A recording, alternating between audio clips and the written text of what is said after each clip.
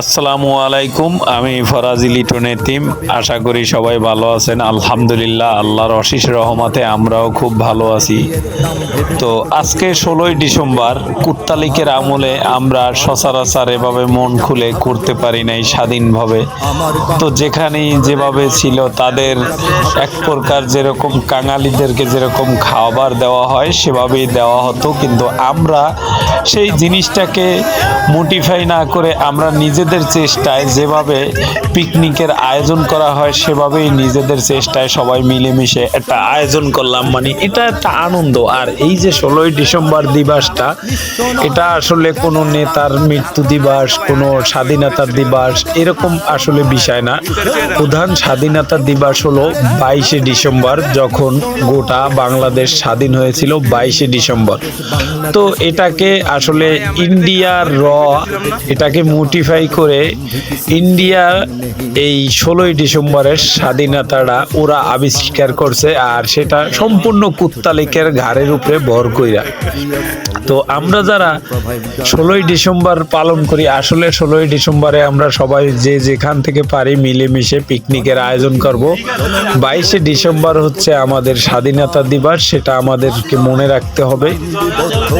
তো আমরা খুবই ব্যস্ত ছিলাম সবাই মিলে এখানে, মানে কে কি করবে কোনো রকম কোনোভাবে বুঝ পাচ্ছিলাম না। কেউ কারেন্টের লাইন দেয়, ওদিকে তানবীর মিয়া দেখতেছে লাইন পাইছে কিনা, আবার এদিকে তাকেও বানিয়ে দিলাম বাবুর্চি। সে আসলে অরিজিনালে বাবুর্চি না, বাবুর্চি আমি মাঝে মধ্যে পাকটাক করে খাই, আমার মোটামুটি আইডিয়া আছে। সেই থেকে চিন্তা করলাম যে এখানে আমরা 4-5 কেজি গোশ এবং পোলাও চাউল 3-4 কেজি আমরা রেডি করছিলাম। তো আমাদের মিস্ত্রি কারিগর যারা আছে ওদেরকেও কুড়াকাড়ায় লাগাই দিলাম। তো আমরা ওদের একটা অপডেট ছিল শুক্রবার, সেটাকে আমরা অফ করে দিলাম, কারণ আমরা জানি যে 16ই ডিসেম্বর এত পুরানো অভ্যাস এত তাড়াতাড়ি সবাই ছাড়তে পারবে না।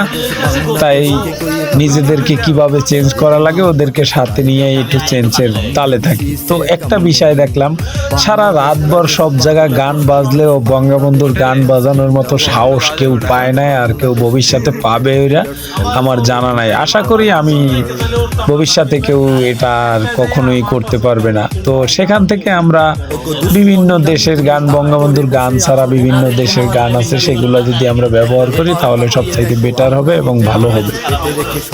তো আমি খুব ক্লান্ত হয়ে গেছিলাম, তারপরে কিছুক্ষণ বইলাম, বাবুর্চি তানবীর বাইরে লাগাই দিলাম যে অনেক বইয়া খাইছেন, এবার একটু কষ্ট করেন, এত সস্তা না, খাওয়ানটা এমনি এমনি আসে না, বহুত শ্রমের বিনাময়ে আসে।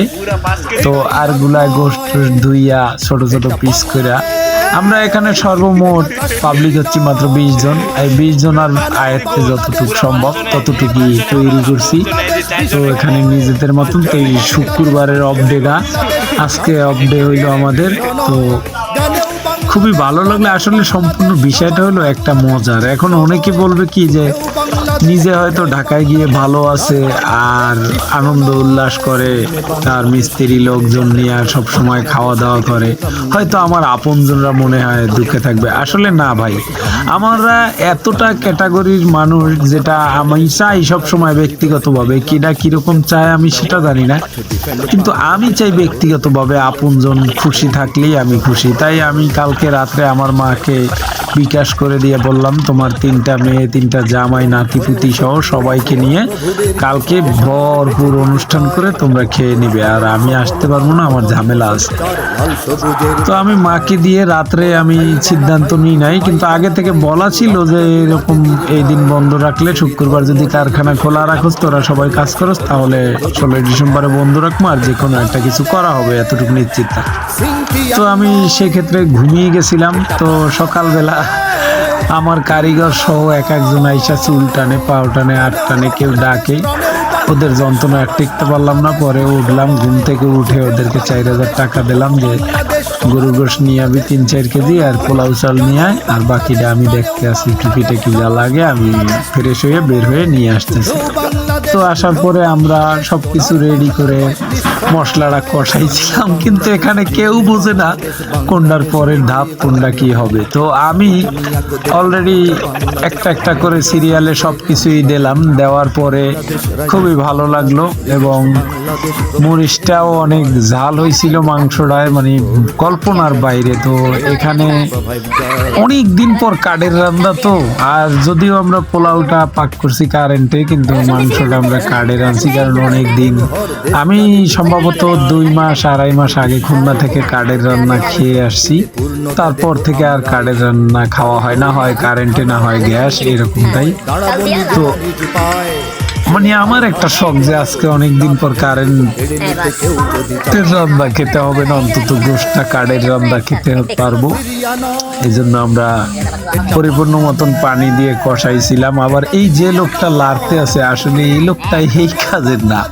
এই লোক হলে শৌখিন, হুন্ডা দিয়ে ঘুরিয়ে বেড়াবে, এদিক ওদিক যাবে, এটা শৌখিন। কিন্তু তারপরেও এখন দেখে যে লিটন ভাই তো খাইটা মরিয়া যাইতে আছে, তো তার লাগে না ধরলে কেমন হয়, এই একটু ধরে আবার একটু ঠেলা দেয়, আমি যা যা করি তাই তাই করে। মানে মোটামোট কথা, এক কথায় ভালো ছাড়া খারাপ না। তো ধুমায় চোখ জ্বলে যাচ্ছিল। পেঁয়াজ কাটা নিয়ে আমাদের ভিতরে একটা যুদ্ধ হয়েছিল, মানে সবাই পেঁয়াজ সিলাইতে পারবে, ই করতে পারবে, কিন্তু কেউ কাটতে পারবে না।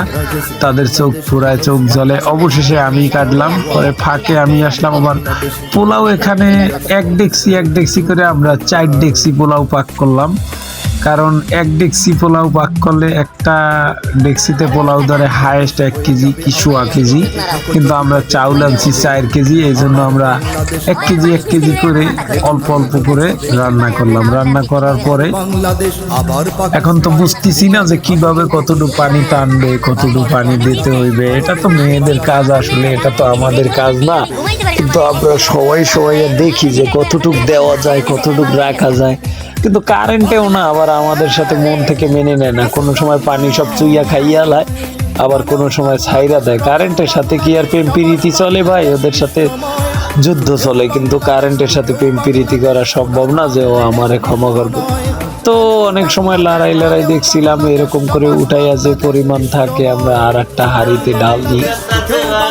ঢেলে নেওয়ার পরে আমরা খুবই একটা ঠান্ডা একটা জায়গায় ওই পানিটা শুকানো গেল, ওটাকে স্পেস দিয়ে থুই। আজকে মনে হয় 100 কারখানা থাকলে 99টা কারখানায় এরকম অনুষ্ঠান চলে। কারণ এই জন্য বুঝলাম, বিভিন্ন জায়গা থেকে আমাকে ফোন দেওয়া হয়েছে, দাওয়াত করা হয়েছে, যেতে পারি নাই কারণ আমি নিজেই তো ব্যস্ত। তাছাড়া আমি বিশেষ করে খান সাহেবকে দাওয়াত দিছিলাম, তারপরে আমার একটা খুলনার ভাই বেরাদার সোহাগ, তাকে দাওয়াত করছিলাম। তো একজন আসছে, একজন আসতে পারে না, তাকে আমি অনেক কষ্ট করে তার খাবারটা পৌঁছে দিলাম। দেওয়ার পরে আইসা একটু শুইলাম, চিন্তা করলাম যে এই ফাঁকে ভিডিওটাও কমপ্লিট করি। একটা হবে না কেন, যখন করছি পরিপূর্ণ সব কয়টাই করবি। আসলে কাঠের রান্নার স্বাদই অন্যরকম। আমরা যেভাবেই রান্ধি না কেন, খুলনার মানুষগুলাকে আমি অনেক ধন্যবাদ দিই এবং অনেক সুখী মনে করি। এই কারণে সুখী মনে করি কারণ তারা অবিরত কাঠের রান্না খায়, খুবই কম খাওয়া হয় গ্যাসের, কারেন্টের রান্না। তো আর তাদের দেখলে তাদের যে চেহারা, যে ছবি, যে ফেস কাটিং, মানে দেখলেই মুগ্ধ একটা মলিন পরিবেশ, মানে প্রাণটা জুড়াই যায় খুলনার ছেলে মেয়ে প্রত্যেকটা মানুষকে। আর আমরা ঢাকায় যারা থাকি, যতই ভালো খানা খাই না কেন,